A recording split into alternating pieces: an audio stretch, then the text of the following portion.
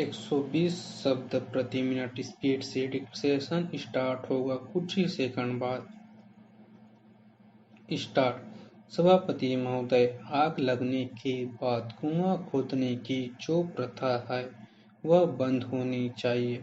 मैं समझता हूँ कि पहले जो राजा थे वे सोचते थे कि दूसरे लोग प्रशिक्षण नहीं ले सकते हैं, लेकिन सवाल यह नहीं है। सवाल है देश में नया अनुशासन पैदा करने का तथा नई सेना खड़ी करके हमें प्रशिक्षण देना चाहिए।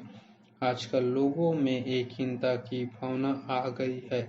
मैं समझता हूँ कि यह प्रशिक्षण इसलिए जरूरी है कि लोगों में एक नया बल, एक नया जोश और एक नया अनुशासन पैदा हो।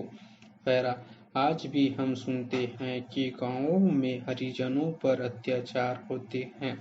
हरिजनों पर जो हमले होते हैं उनका मुकाबला वह लोग नहीं कर सकते हैं, क्योंकि उनको राइफल चलाने का ज्ञान नहीं है।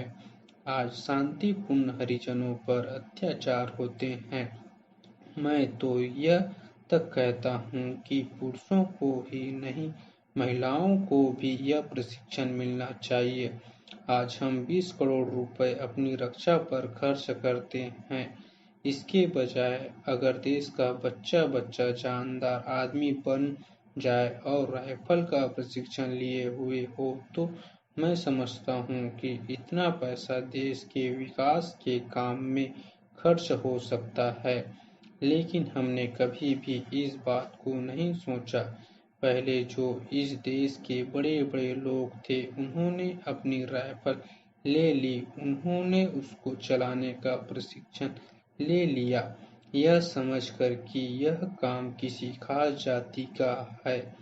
मेरा विचार यह है कि आज देश के 56 करोड़ लोग अपने अंदर एक नया आत्मविश्वास और नई शक्ति पैदा करें। इसके लिए यह राइफल प्रशिक्षण सबके लिए अनिवार्य होना चाहिए। जब यह अनिवार्य होगा तभी लोगों में आत्मविश्वास पैदा होगा और एक नई चेतना पैदा होगी। इससे लोगों में आत्महीनता की भावना मिट जाएगी और वह समझेंगे कि देश की रक्षा करने की ताकत हमें भी है। आज जो हरिजन आदि लोग हैं उनमें एक बात घर कर गई है कि राइफल और बंदूक उनके बस की बात नहीं है। लेकिन यह आत्मरक्षा का सवाल है, यह देश की रक्षा का सवाल है। कमी में बच्चा पनपता है, कठिनाइयों में इंसान पैदा होता है। जब आप जीवन को नई स्थिति में बदलेंगे तब मस्तिष्क बदलेगा। इसलिए मैं कहता हूँ कि देश के लोगों को यह प्रशिक्षण देना होगा। पैरा। प्रधानमंत्री ने आज घोषणा की कि किसी राष्ट्र को इस बात की अनुमति नहीं दी जाएगी कि वह हमारे राष्ट्रीय विचार या हमारी जीवन पद्धति पर प्रभावी हो। पैरा। श्रीमती गांधी राजधानी के उन नागरिकों की एक विशाल रैली में बोल रही थी जो उन्हें बधाई देने के लिए आए थे। श्रीमती गांधी ने कहा, हम सभी राष्ट्रों से मैत्री चाहते हैं, लेकिन हमारा देश जिस रास्ते पर चलेगा वह वही होगा जिसका निश्चय बिना किसी विदेशी राष्ट्र या शक्ति के प्रभाव के हम करेंगे।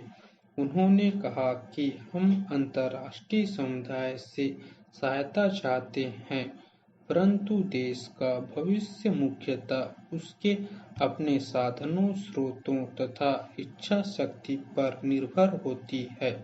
श्रीमती गांधी ने आत्मनिर्भरता तथा सामाजिक बुराइयों के उन्मूलन की आवश्यकता पर बल देते हुए कहा कि लोगों को उन ताकतों से गुमराह नहीं होना चाहिए जो हमारे देश में हर नए विकास का विरोध करती है।